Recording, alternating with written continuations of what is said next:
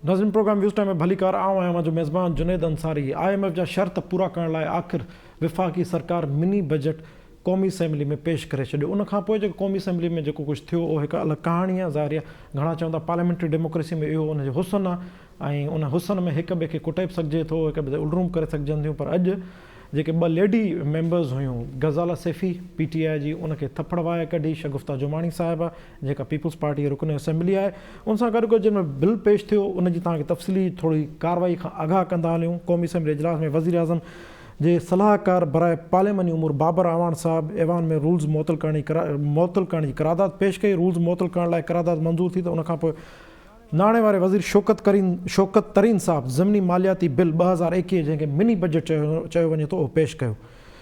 अहम जेके नुक़्ता आहिनि मिनी बजट जा उहे तव्हांखे बयानु कंदा हलूं। मिनी बजट में तक़रीबन 150 शयुनि ते सेल्स टैक्स वधाइण जी तजवीज़ आहे। 150 शयुनि ते जंहिंसां 350 अरब रुपयनि जो इज़ाफ़ी रेवेन्यू हासिलु थींदो ऐं उहे समूरियूं शयूं लॻभॻि खाधे पीते जूं आहिनि। पर मां तफ़सीलनि तव्हांखे ॿुधाईंदो हलां त जीअं वाज़े थी वञे।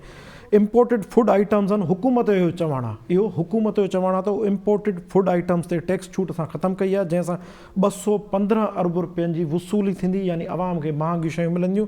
जंहिंमें bakery items, branded food items ते जनरल सेल्स टैक्स जी जेका छूट ॾिनल हुई उहा वापसि वरिती वई आहे। बिल में पावर सेक्टर लाइ इम्पोर्टेड मशीनरी ते ॾिनल छूट वापसि वरिती आहे, यानी पावर सेक्टर में जेका पावर जनरेशन लाइ इम्पोर्टेड मशीनरी इस्तेमालु थींदी आहे, जॾहिं उन छूट वापसि वरिती वेंदी त यकीनन बिजली महांगी थींदी। उन खां वधीक जेको भयानक पासो आहे उहो आहे दवाउनि ते ॾिनल छूट वापसि वरिती वई आहे। दवाऊं ऑलरेडी हिन गवर्नमेंट 33 खां 35% महांगियूं कयूं आहिनि ऐं जेके लाइफ सेविंग ड्रग्स आहिनि उहे त संभाव 100% या 200% महांगी थी चुकियूं आहिनि। हाणे जॾहिं दवाउनि ते बि तव्हां छूट ख़तमु कंदव, यानी खाम माल जेको कचो माल आहे दवाउनि जे ठाहिण में इस्तेमालु थिए थो, उन ते ॾिनल टैक्स तव्हां छूट ख़तमु कंदव त माना दवाऊं महांगियूं थींदियूं। ॿाहिरनि मुल्कनि मां ईंदड़ पालतू जानवर, पखियुनि ऐं आननि ते लॻल जेको टैक्स आहे, टैक्स छूट ई उहा बि ख़तमु कई अथनि। इम्पोर्टेड गोश्त ऐं पोल्ट्री आइटम्स ते जेका टैक्स जी छूट ॾिनल हुई उहा बि ख़तमु कई अथनि। मोबाइल फ़ोन कंपनियुनि जी सर्विसिस ते एडवांस टैक्स जेको आहे 10% मां वधाए 15% करण जी तजवीज़ ॾिनी वई आहे, यानी सिधी रीति आम माण्हू जे खीसे ते धाड़ो, यानी जेको 100 रुपए जो केरु बैलेंस विझराईंदो उनखे 90 रुपया मिलंदा, हाणे सिधी रीति उनखे 84-85 रुपया मिलंदा। मोबाइल फ़ोन्स ते इनकम टैक्स 10% खां वधाए 15% कयो वियो आहे, करण जी तजवीज़ ॾिनी वई आहे। उनखां अलावा 850 cc खां वधीक जेके गाॾियूं आहिनि उन ते सेल्स टैक्स 17% करण जी तजवीज़ ॾिनी वई आहे। ड्यूटी फ्री शॉप्स ते पहिरियों भेरो 17% सेल्स टैक्स लॻाइण जी तजवीज़ ॾिनी वई आहे, तारीख़ में पहिरियों भेरो। पोल्ट्री जे शोबे सां लाॻापियल मशीनरी ते 7% टैक्स, 7% अॻे हो, हाणे वधाए 17% करण जी तजवीज़ आहे। जॾहिं चांदी ऐं सोन ते टैक्स जी शरह 1% खां वधाए 17% करण जी तजवीज़ ॾिनी वई आहे। सोन ते 17% हाणे सेल्स टैक्स लॻंदो। कंप्यूटर्स महांगा कया विया आहिनि, लैपटॉप ते टैक्स आयद करण जी तजवीज़ ॾिनी वई आहे, यानी कंप्यूटर्स लैपटॉप्स बि महांगा थींदा। उनखां अलावा बेकरी, रेस्टोरेंट्स, फूड चेन्स ते ब्रेड जी तयारी ते 17% GST लॻाइण जी तजवीज़ ॾिनी वई आहे, यानी सादी ॿोलीअ में जेका ब्रेड 80-90 रुपए जी मिलंदी हाणे उहो 110 रुपए जी मिलंदी। जॾहिं त आम हिकिड़ी महिरबानी कई अथनि, तंदूरनि ते जेका मानी पचे थी चपाती उनखे टैक्स खां फ्री करार ॾिनो अथनि। डॉक्टर जमील साहब तव्हां असांखे ॿुधो पिया? आवाज़ क्लियर आहे तव्हांखे? सर हेतिरियूं मूं तव्हांखे ॾुख जूं ख़बरूं ॿुधायूं, आख़िर में तव्हांखे ॿुधायमि त जेका तंदूरनि ते मानी जेका पचे थी चपाती उनखे टैक्स खां आजो करार ॾिनो अथनि। छा चवंदो? इहा सुठी तव्हां माना असां त हमेशह अहिड़ी ख़बरूं असांखे सुठियूं मिलंदियूं आहिनि ख़बरूं। शुक्र आहे त तव्हां हिकिड़ी सुठी ख़बर जो ॿुधाई आहे। ॿी सुठी ख़बर हुन ॿुधाई आहे पंहिंजो न्याणे वारे वज़ीर तरीन साहब, त हू जेको आहे फ़क़ति $2 अरब जेको आहे न उनजो बोझ पवंदो आवाम ते। बाक़ी त जेके आहिनि ख़ासि तौर ते बाक़ी त जेके मामला आहिनि 350 जेके अरब जा डॉलर जा उहे त ख़ैरु आहे, उनजे आवाम ते एतिरो को ज़ोर न पवंदो, जेको आवाम ते ज़ोर पवंदो 2 अरब जो पवंदो, उहो चवे थो पियो। ऐं अचूं था पिया हिन ॻाल्हि ते त हिकु मिनी बजट त ख़ैरु आहे ई आहे, पर उनखां पहिरियां जेका सूरत हाल इन्हनि कई आहे सॼे साल में महांगाई जी, उहे अंग कर जे असां ॾिसूं खणी को बि कमोडिटी आइटम तव्हां वठो, को अहिड़ो आइटम न आहे जेको 10 खां 25-30% न वधियो हुजे।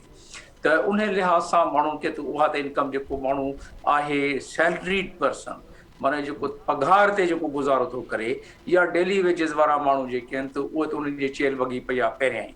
हाणे इहो मनी बजट आयो आहे, ज़ाहिर आहे वधीक बोझ पवंदो उन ते। Items such as power sector जेका तव्हां ॻाल्हि कई उनजी मशीनरी, उनजो इनडायरेक्ट इम्पैक्ट त ईंदो ई ईंदो न आवाम ते, छो जो मशीनरी महांगी ईंदियूं, पावर जी जनरेशन महांगी कंदा, ऑटोमेटिकली गवर्नमेंट खे पावर उहो ई IMF खे उन्हनि जेको आहे वाइदो कयल आहे त हर महीने जेका 4 रुपया खण उहो वधाईंदा, त उहे त वधाईंदा रहंदा, इन खां वरी वधीक अञा बोझ पइजी वेंदो। त अहिड़े लिहाज़ सां ॾिठो वञे त ऑलरेडी जेतिरी महांगाई आहे, जेतिरो बेरोज़गारी आहे, उहे चवनि था पिया UNDP वारा त 57 माण्हू 100 मां जेके तक़रीबन बेरोज़गार सम्झिया वञनि।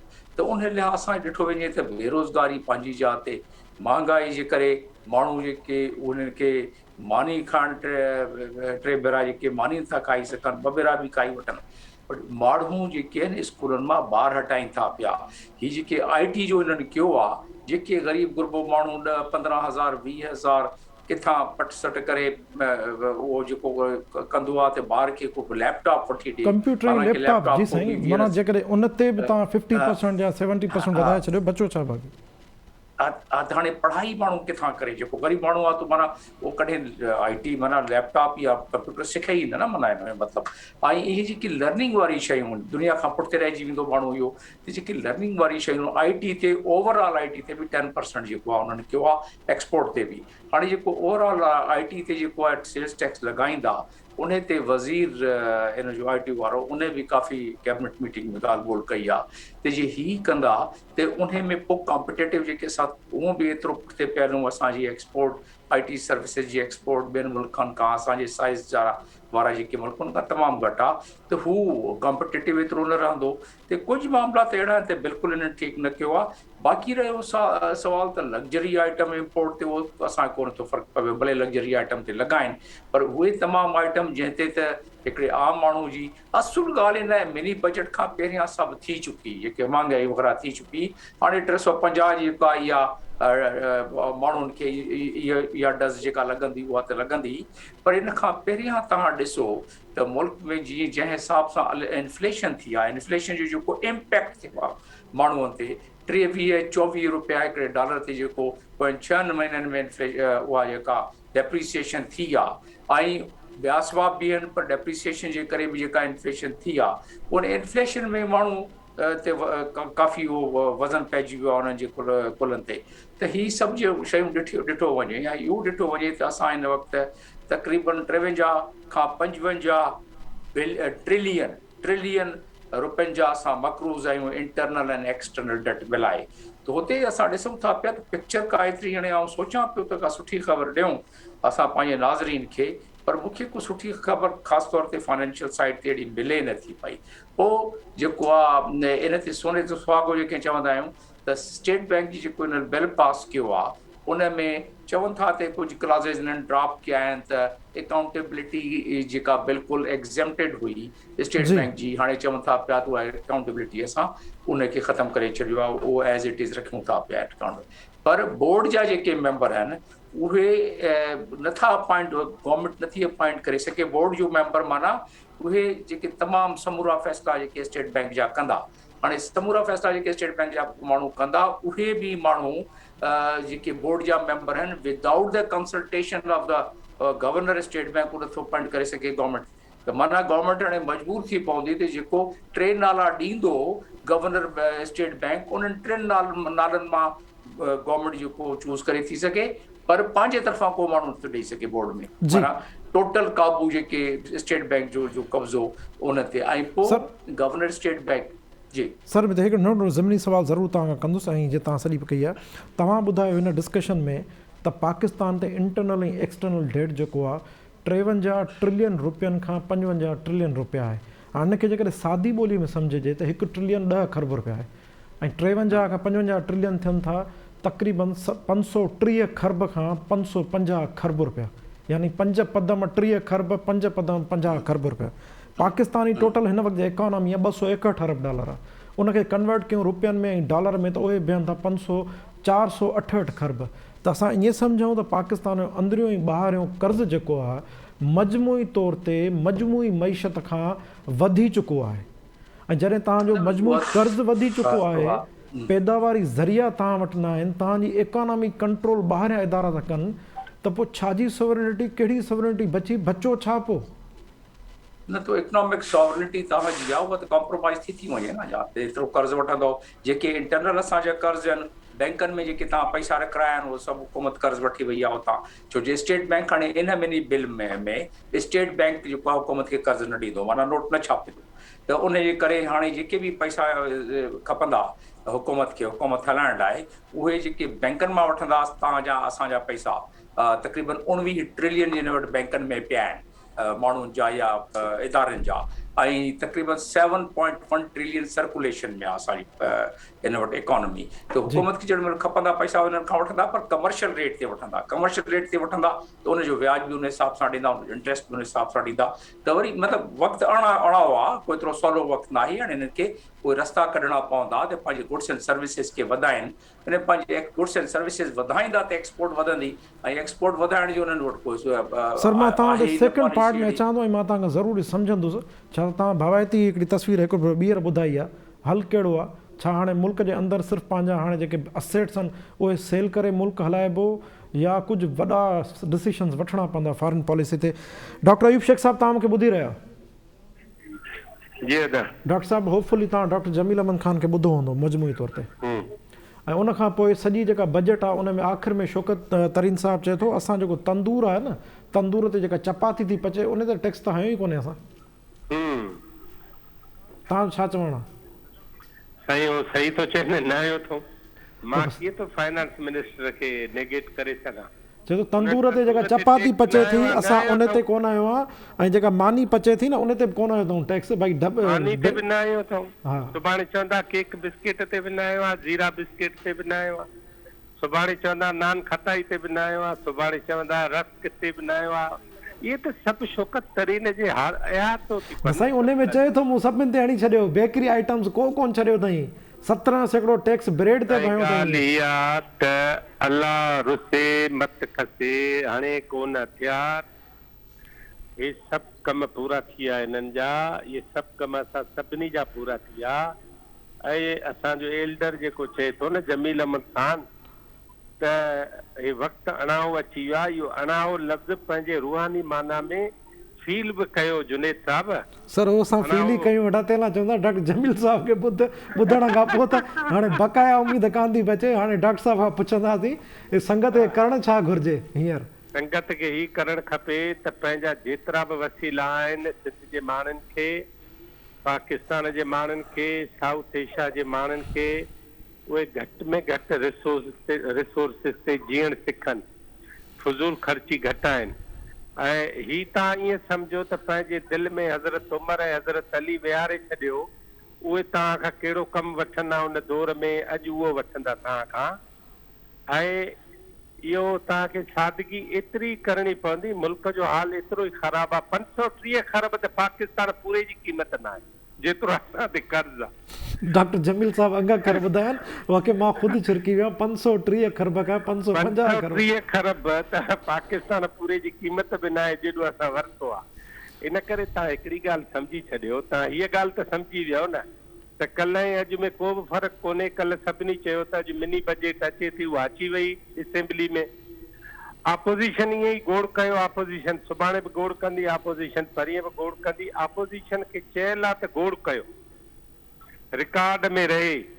हू अॻे ध्यान तलब में माई मुड़ुस सां आशिना सां भॼी वेंदी न, पोइ चवंदी रिकॉर्ड ते रहे त मां 3 कपिड़नि में पंहिंजे घरां निकिती आहियां। डॉक्टर जमील साहब मुश्किल डॉक्टर अयूब साहब त माना हाणे तव्हां असां ध्यान तलब ते अची विया आहियूं, अपोज़िशन जो ध्यान तलब ते अची विया। पुराणी जेके अख़बारूं खोले पढ़ंदव न, 3 कपिड़नि में पाकिस्तान निकितो अथव ॿाहिरि।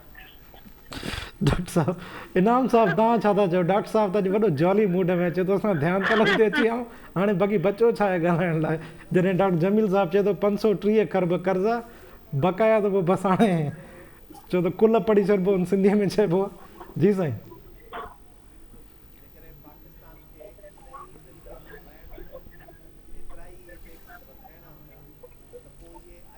जूं शर्तूं क़बूल करे कर्ज़ वठी उन खां पोइ करण जी कहिड़ी ज़रूरत हुई? जी जी। जॾहिं ख़बर हुई त मुल्क जी पैदावार तव्हांजी नथी वधे, त अॼु जेके तव्हां इहे पैसा वसूल करे टैक्सिस में ऐं वरी कर्ज़ जी शिकिल में ॾींदो, इन खां बहितर न हुयो त अॼु खां 3 साल पहिरीं तव्हां एतिरा ई टैक्सिस लॻाए माण्हुनि ते, भले तव्हांजो उन वक़्तु प्रेशर वधिया ऐं उन सां को पैदावारी पंहिंजा ज़रिया वधायो आहे। त मुंहिंजो सिर्फ़ु हिते जेको नुक़्ते नज़र आहे उहो इहो आहे त शायदि हिन खे सम्झ में कोन थो अचे त पाकिस्तान जो असुलु मसइलो बुनियादी तौर ते मईशत जो आहे कहिड़ो। हिन वटि इकनॉमिक्स ते, मईशत ते उहे माहिर जेके हिन खे सही तरह सां ॿुधाए सघनि था त तव्हांजा अख़राजात असुल में किथे फुज़ूल थियनि था। ग़ैर ज़रूरी एक्सपेंडिचर्स जिते आहिनि उहा हिननि खे ख़बर आहे, हिननि खे ॿुधायो वञे थो, पर ही उहे ग़ैर ज़रूरी अख़राजात पंहिंजा बंदि करण लाइ तयारु न आहिनि।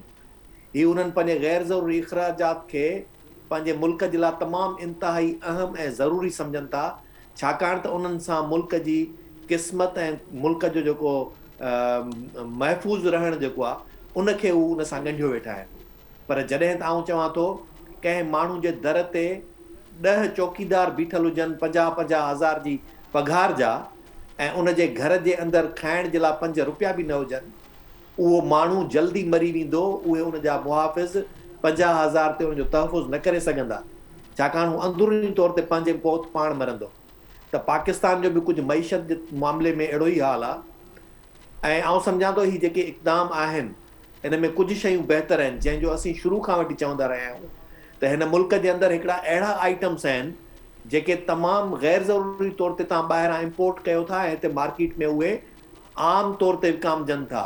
तव्हां उन्हनि खे बंदि नथा कयो। ही टैक्स वधाइण जी ज़रूरत न आहे, उन्हनि खे बैन करण जी ज़रूरत आहे। मिसाल तौरु हिकिड़ो मुल्क ऐं उन में ख़ुदि वरी हिकिड़ी ॿी बि शइ आहे, ऐं अॻे बि कॾहिं चई चुको आहियां शायदि। मिसाल आउं जेकॾहिं टाइम स्टोर ते, मेडिकल स्टोर ते चढ़ंदो आहियां त मूंखे उन वक़्तु ज़हन में इहो हूंदो आहे त मूंखे इम्पोर्टेड दवाऊं खपनि। साॻी दवा जेका पाकिस्तान जे अंदरि ग्लेक्सो कंपनी या कहिड़ी बि कंपनी हिते ठाहे थी, उहा साॻी दवा सर हिते थोरो मां इख़्तिलाफ़ी सवाल कंदुसि। जेकॾहिं पाकिस्तान जी जेके कंपनी ठाहे थी उनजो मयार न हुजे, बीमारी ख़तमु थियण जे बजाए रिएक्शन में अचे, इन नुक़्ते ते आयुसि पए त मुल्क खे करणु छा खपे। साॻी कंपनी, साॻी फैक्ट्री हिते हिन मुल्क में उहा शइ ठाहे थी, उन जी क्वालिटी ख़राब छो आहे, उन जो ज़िम्मेवार केरु आहे। टूथपेस्ट ताईं, आम कंहिं बि कंपनी जी टूथपेस्ट तव्हां वठो, पाकिस्तान में जेका मैन्युफैक्चर थिए थी उहा उन जी क्वालिटी बहितर छो कोन्हे, जॾहिं त असां पैसा उन जा भरियूं था, उन जा टैक्सिस बि ॾियूं था। हिते साॻियो ई वरी अची थो वञे उहो करप्शन, इन्हनि इंडस्ट्रियलिस्ट जी उहा हिकहठी जेके उन्हनि शयुनि खे ॿिन्ही तरीक़नि सां कमाइनि था। हिकिड़ो असां वटि क्लास डेवलप थी चुको आहे जेको इम्पोर्टेड शयूं पसंदि करे थो, उहे घुरे थो, मार्केट मां ख़रीद करे थो, बावजूदि इन जे जो उहा लोकल शइ उते मौजूदु पई आहे।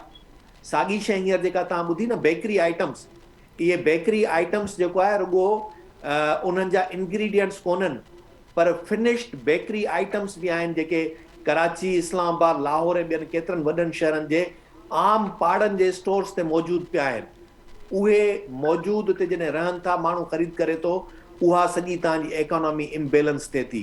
तव्हां मुल्क जी पैदावार त नथा वधायो, पर मुल्क मां नाणो सॼो ड्रेन था कयो इन्हनि तरीक़नि सां। त पॉलिसियूं किथे ख़राबु आहिनि? पॉलिसियूं ख़राबु हिते आहिनि, उन मां जेके मुस्तफ़ीज़ थींदड़ धुरियूं आहिनि, जेके उन में कारोबार कनि था, जेके उन मां नाणो कमाइनि था, ज़र मुबादला जे नाले में बि उन जे वरी छूट वरितल जेके उन्हनि खे टैक्सिस मिलनि था उन जे नाले में बि, ऐं उन खां पोइ ॿाहिरि मुल्क में बि कंहिं न कंहिं तरीक़े सां उन्हनि जा उहे पैसा कीअं उते गॾु थियनि था, उन जे तरीक़ेकार सां बि। त आउं सम्झां थो सॼो मामिलो उते आहे। पाकिस्तान जे इन्हनि सभिनी ख़ैरख़्वाहनि खे जेके सम्झनि था त मुल्क जेको आहे सो सिर्फ़ु मुहाफ़िज़नि जे हिकिड़ो ज़मीनी सवाल तव्हांखे कंदो। शौकत तरीन साहिबु हींअर त तफ़सीली प्रेस कॉन्फ्रेंस कई आहे ऐं वॾो माना हिकिड़ो कन्विंसिंग अंदाज़ में चयो अथई। मां डॉक्टर जमील खां इहो सवाल कंदुसि बाद में त बाबा इहे दवाउनि ते त रेट वधंदा ई कोन, असां त माण्हुनि ते बार ई कोन विधो आहे, पोइ बार न विझण खे विझण खे कंहिंखे सिंग थींदा आहिनि छा? जीअं जमील साहिबु चयो त शौकत तरीन साहिबु फरमाए थो सिर्फ़ु $2 अरब, ऐं इहा बि हिकिड़ी लफ़्ज़नि जी जादूगरी आहे। आम माण्हुनि खे सम्झ में न ईंदो आहे। $2 अरब माना 360 अरब पाकिस्तानी, 3 खरब 60 अरब रुपया, तक़रीबन तव्हांजो 1/4 1/5 बजट आहे।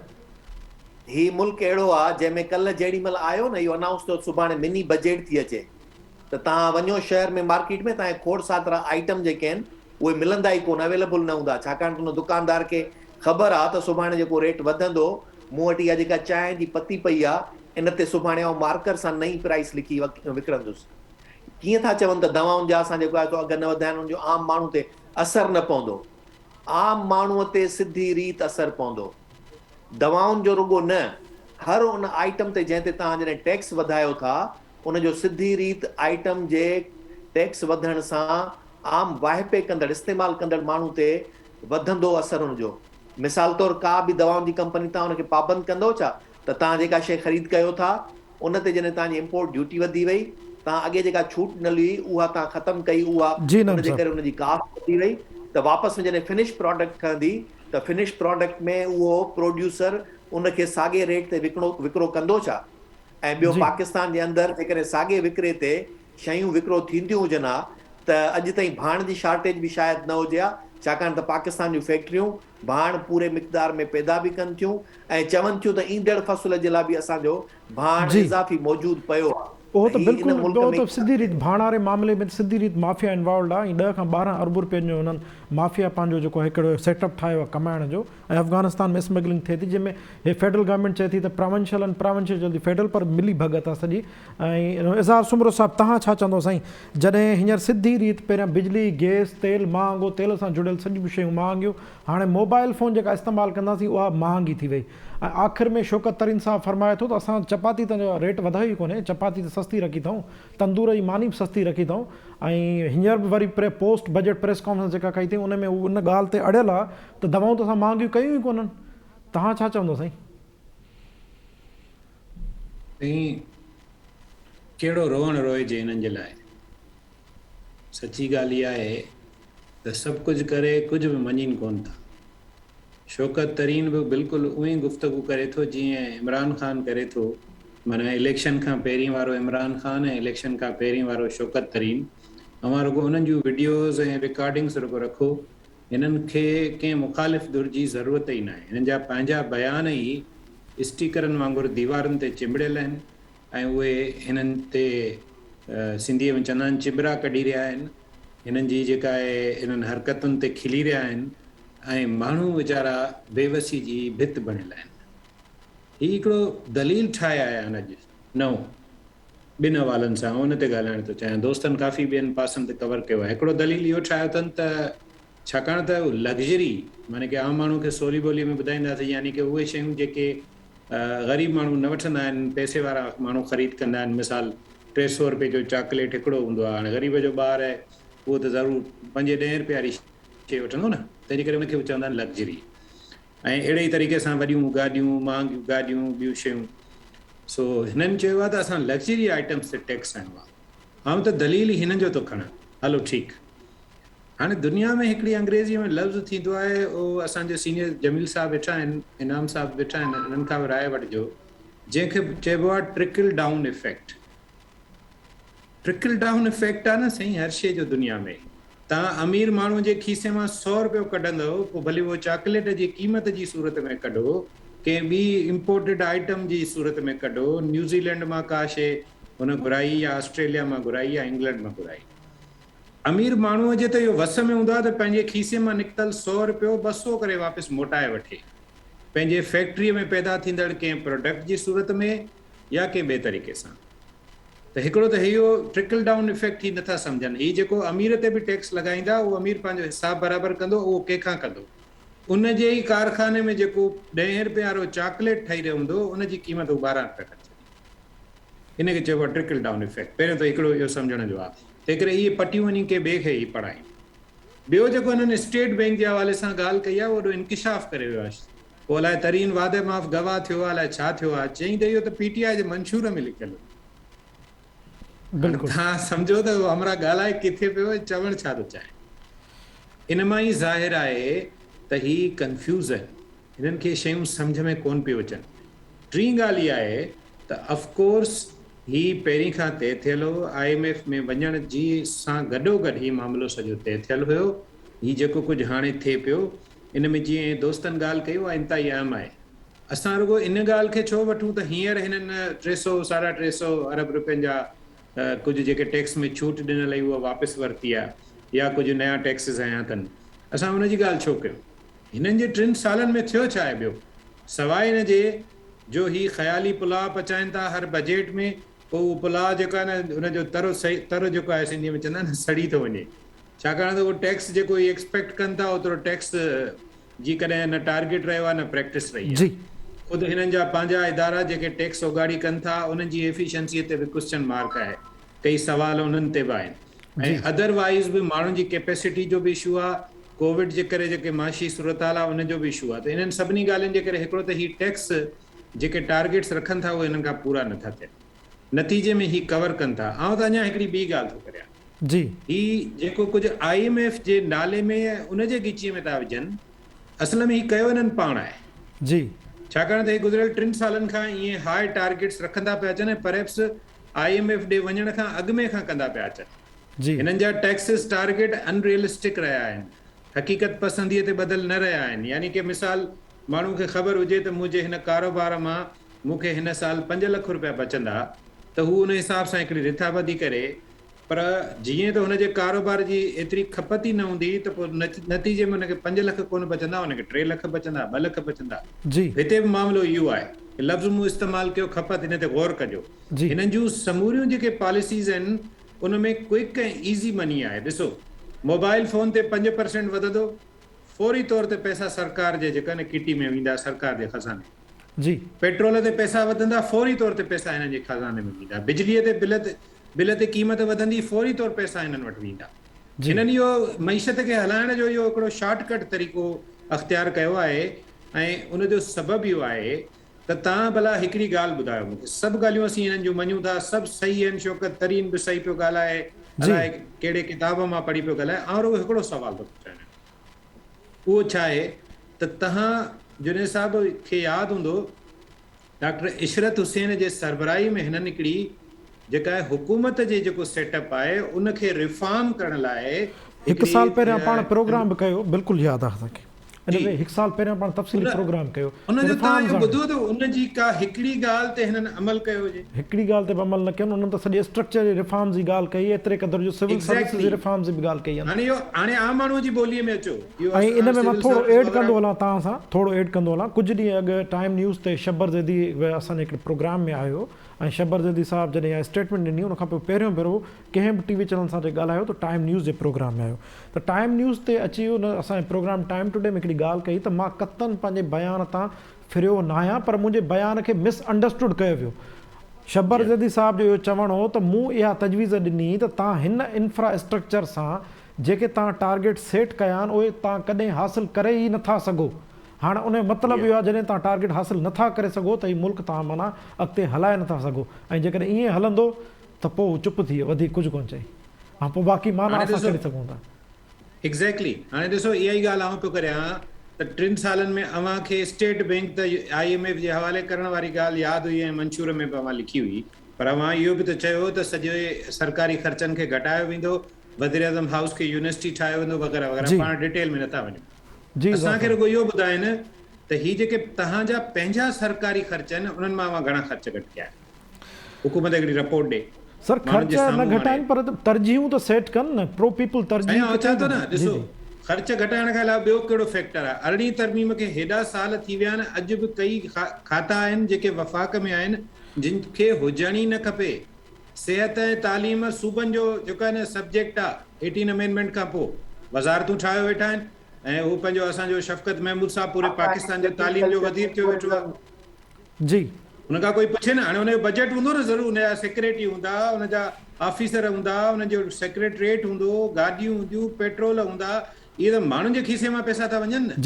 असीं इहा त ॻाल्हि कयूं त ही 2 ॻाल्हियूं सिर्फ़ु असीं चऊं था, हिकिड़ो सरकार पंहिंजा ख़र्च घटाए, सिंपल, ऐं ॿिए नंबर ते इहे फज़ूल ॻाल्हियूं छॾीनि ऐं पंहिंजो वणिज वापार वधाइनि। इन सां ई तरक़ी कंदा आहिनि ऐं अॻियां वधंदा आहिनि। ॿियो को हल आहे ई कोन, ॿियो को हल कोन्हे। डॉक्टर जमील साहब, हाणे तव्हां सॼी डिबेट ॿुधी ऐं मुंहिंजो सुवाल हींअर बि अव्हां खां उहो आहे जेको कंक्लूजन कयो आहे इज़हार साहब, वणिज वापार वधाइजे। हाणे सॼी तफ़सीली तजियो कयो, केॾी महांगाई आहे, केतिरी वधे थी, को प्लान कोन्हे। आख़िर में इन्हनि मुल्कनि में ईअं ई थींदो रहियो आहे त उहे मुल्क पंहिंजा असेट विकिणंदा आहिनि। या असेट गिरवी रखंदा आहिनि तॾहिं उहे सर्वाइव कंदा आहिनि। छाजे करे तव्हांजी इम्पोर्ट एक्सपोर्ट आहे ई कान, कारोबार तव्हां वटि आहे कोन, दुनिया तव्हां ते रिलाए कान थी करे, तव्हां हिकिड़ी अहिड़ी जोग्राफिकल हदबंदियुनि में हो जिते हर वक़्तु तव्हांखे स्ट्रेटजिक थ्रेट आहिनि। इन सॼी सूरत हाल में हाणे करणु छा घुरिजे सर? तजवीज़ तव्हांजी छा आहे हिन पॉइंट ते, जेकॾहिं 3 डिसंबर 2021 खां ई सोचनि त ऐं हिननि जी नियत हुजे त? दुआ करणु खपे ऐं पोइ असां जेके असांजा ॿिया बि दोस्त यार आहिनि, ख़ासि तौर ते जेके नेक आहिनि, असां खां वधीक नेक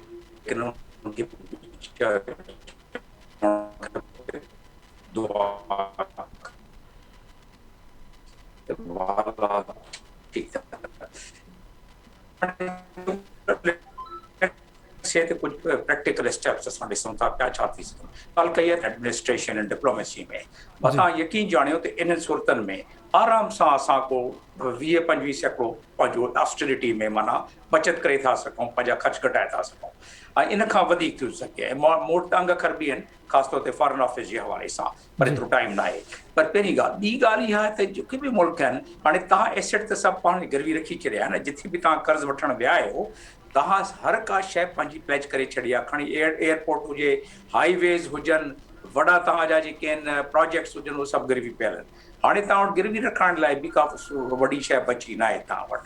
हाणे तव्हां वटि रुॻो हिकिड़ो रस्तो आहे त तव्हां पंहिंजी मीन्स कढो अहिड़ा जंहिंमें एक्सपोर्ट वधनि। एक्सपोर्ट वधाइण लाइ तव्हां स्मॉल एंड मीडियम इंडस्ट्रीज़ खे तव्हांखे कॉटेज इंडस्ट्री खे करिणो पवंदो, कंहिं लिहाज़ सां प्रमोट करिणो पवंदो। तव्हां गुड्स एंड सर्विसिस वधाईंदव त तव्हां वञी पूरो पवंदव उते GSP+ में वञी तव्हां हू कोटा पूरी अवेल नथा करे सघो।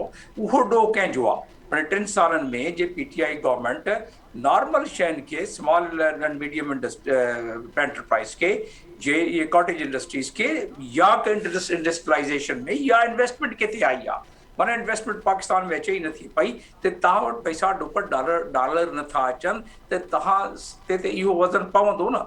डॉलर जो तव्हां पंहिंजी इनकम वधाईंदव, उन में नंबर 1 लो हैंगिंग उनखे फ्रूट चवंदा आहियूं। लो हैंगिंग फ्रूट तव्हां वटि छा आहे? लो हैंगिंग फ्रूट इहो आहे त ओवरसीज़ पाकिस्तानी जेके उन्हनि इन दफ़े मैक्सिमम रेमिटेंस मोकिली आहे, तव्हां उन्हनि खे प्रोडक्ट ठाहियो, ॿिया प्रोडक्ट बि उन्हनि खे विकिणो, उन वटि मूं तफ़सील बि आहे ऐं हू तव्हांखे पैसा मोकिलींदा। ठीकु आहे, उन्हनि खे पैरिटी लोन ॾियो, उहो तव्हांखे कंदा। तव्हां वटि एतिरी ज़मीनूं पयूं आहिनि पंजाब सॼी में, जेके उन्हनि खे FW चयोसि त बाबा ही कोऑपरेटिव फार्मिंग करे ओवरसीज़ पाकिस्तानीज़ खे तव्हां खपायो, तव्हांखे 4-5-6 बिलियन आसानीअ सां मिली था सघनि ऐं ख़र्च घटायो, तव्हां 10-12 बिलियन तव्हां आराम सां बचाए था सघो। इहे त थंब रूल आहे। बाक़ी तव्हां एक्सपोर्ट जेॾी महिल वधाईंदव, जेके मां तव्हांखे ॿुधायमि त गुड्स एंड सर्विसिस तव्हां पंहिंजी वधाईंदव, त उन ते तव्हां वञी किथे या दुआ कयो त तव्हां वटि जेको आहे ऑयल निकिरी अचे, किथां तेल निकिरी अचे, त पोइ तव्हांजी जान ख़लासी थींदी। अदरवाइज़ जेका उहा सूरत हाल क्विकली सर, 22 करोड़ जो मुल्क है, 22 करोड़ जो मुल्क आहे, 8 लख स्क्वायर किलोमीटर असांजी एरिया आहे। जेकॾहिं हुन कश्मीर वारनि पार्ट खे बि शामिलु कयूं, गिलगित खे, त असां 8,81,000 चौरस किलोमीटर एरिया आहे असांजी। 22 करोड़ जो मुल्क आहे। दुनिया में वॾे में वॾी जेका जॾहिं बि डिक्लेयर थियनि थियूं ग्रेट नेशन्स या ग्रेट पावर्स थियनि थियूं, उनमें सभ खां ताक़तवर जेको अंसर आबादी आहे। उन जे बावजूदि असां सिर्फ़ु $2 अरब ते परेशान आहियूं, $2 अरब लाइ। जेको आहे पॉपुलेशन हमेशा जी सर।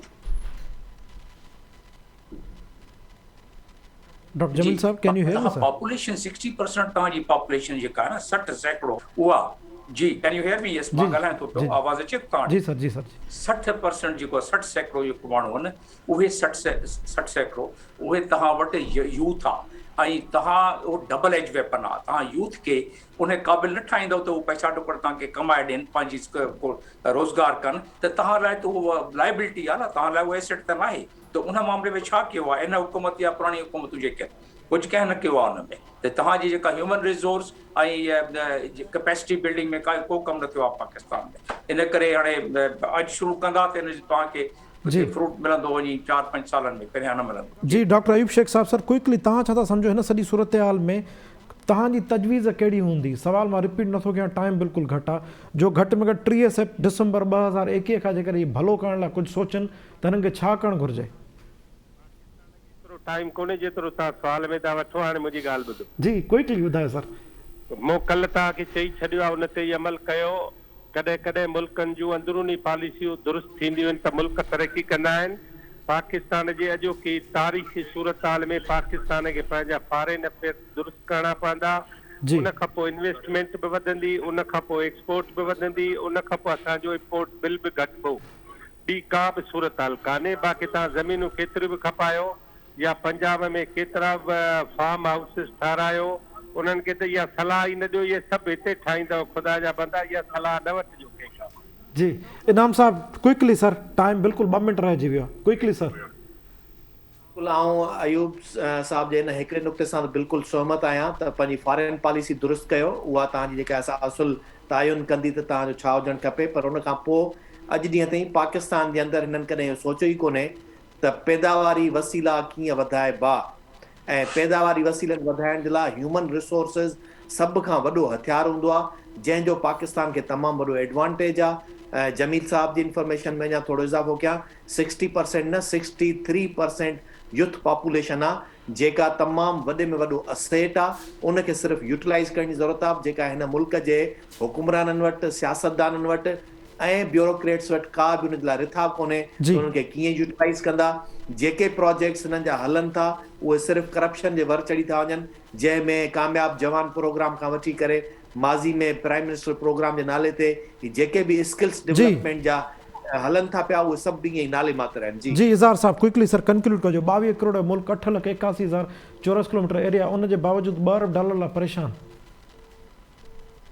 ऐं जंहिं ॾींहुं हिननि हुकुमराननि, ऐं मां जॾहिं लफ़्ज़ हुकुमरान चवां थो त हुन में सभिनी पार्टियुनि जा अॻूणा ऐं हाणोका हुकुमरान अची था वञनि। जी जंहिं ॾींहुं हुकुमराननि पंहिंजे बारे में सोचणु छॾे मुल्क जे बारे में सोचणु शुरू कयो त $2 अरब त का ॻाल्हि ई न आहे, $200 अरब बि हिननि वटि अची वञनि, मसइलो न आहे। माण्हुनि खे ॿाहिरि वेठल माण्हुनि खे हिन ते टके जो बि ट्रस्ट न आहे हुकुमराननि ते। हीअ जेके तव्हां स्टोरियूं हलायो था न ॿिए जे बारे में, मिसाल शहबाज शरीफ़ हीअं कयो, नवाज़ शरीफ़ हीअं कयो, आसिफ ज़रदारी हीअं कयो, असल में इहो तव्हां पंहिंजे मुल्क जो बि इमेज ख़राबु था कयो।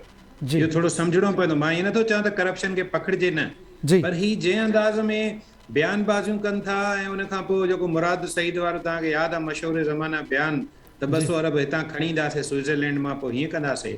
इन क़िस्म जी जेके हवाई ख़बरूं कनि था, इहे करण जे बजाय हिननि खे संजीदा थियणो पवंदो। रियासत जा ऐं हुकूमत जा मामला संजीदगी सां हलाइबा आहिनि। जॾहिं हुन संजीदगी जे लेवल ते ईंदा त बिल्कुलु अवां सही था चओ, अमेरिका में वेठल के 10 पाकिस्तानी जे गजी चंदो कंदा न पंहिंजे एसेट्स मां, त बि हिनखे $2 अरब मिली वेंदा, का वॾी ॻाल्हि न आहे। जी वॾी महिरबानी इज़हार साहब, डॉक्टर जमील अहमद ख़ान साहब, डॉक्टर अयूब शेख साहब, इनाम भट्टी साहब। नाज़रीन प्रोग्राम टाइम पंहिंजी पुॼाइण ते पहुचे पंहिंजे मेज़बान जुनैद अंसारी ॾींदा इजाज़त। सदाईं